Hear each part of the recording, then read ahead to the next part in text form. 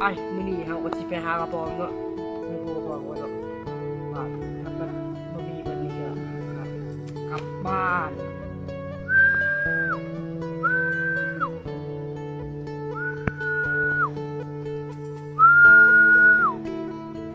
นี่ได้เด้อนี่ไอ้แล้วเนี่ยนี่ว่าเจี๊ยบมานี่กะไปหาโตมันไปหาโตได้แหละ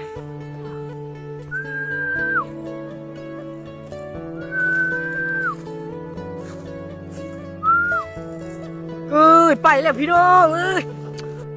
ไปทำพี่น้องเสียรักเมื่อกี้นี่เสียรักเอาไหมไปจะไป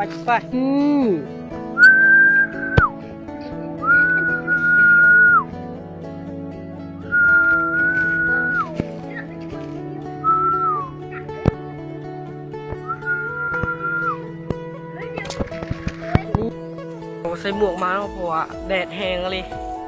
โคตรแดดเลยเนาะไปหาตัวตายเดี๋ยวมันมีคนจับกล่องเพราะนั้นจะได้หลายตัวตึกเลยมีคนจับกล่องเนาะที่ได้จะมีแล้วจะมีคนจับกล่องให้ไปที่ได้ที่บ่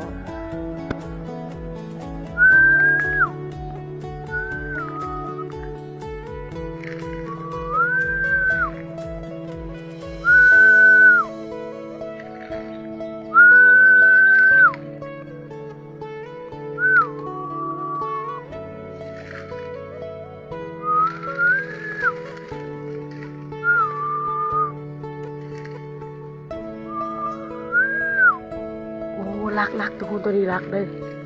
กูไปแล้วเดี๋ยวให้ไปทำดูที่ได้ดีกว่าที่ได้จะบ่มีคนจับกล้องให้ไปเลยหรอกกูบ่ได้ซ้ำอันนี้บางนี้เราต้องแก้แค้นให้ได้อันนี้ต้องได้โดนเราต้องหาให้ได้เลย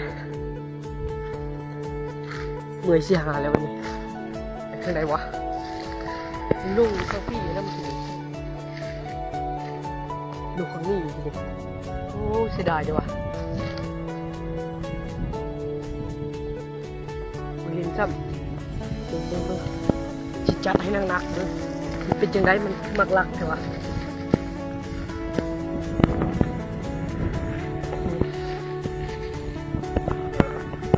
ดูวะโบยินสันทุกคนเลยเดี๋ยววะเราต้องสู้กับคลิปเนาะต้องให้คลิปต่อ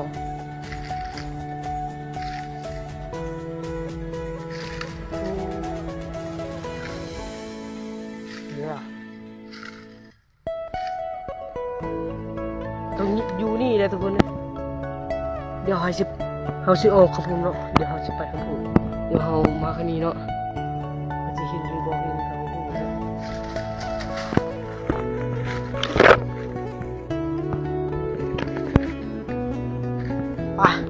ไปออกกำพุ่นเลยมาทีเนาะเลยละ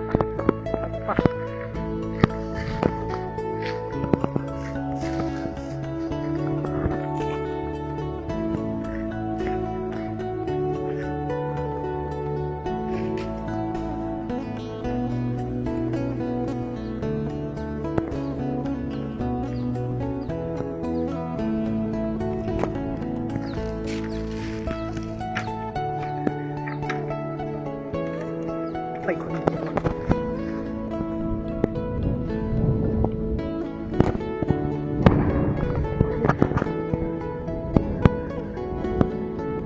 กูเสียดายด้วยว่ามันโคตรใหญ่เลยนะทุกคนจริง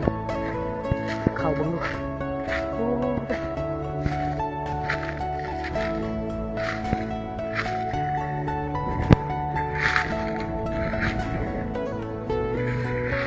อ้ไปเลยทุกคนเห็นซับน่าจะมันบ้างนี่แล้วมันจะลงข้างนี้เลยเห็นซับเม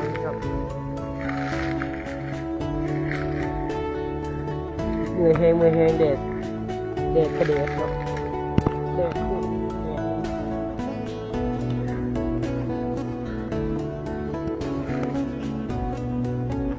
ศัพท์ไป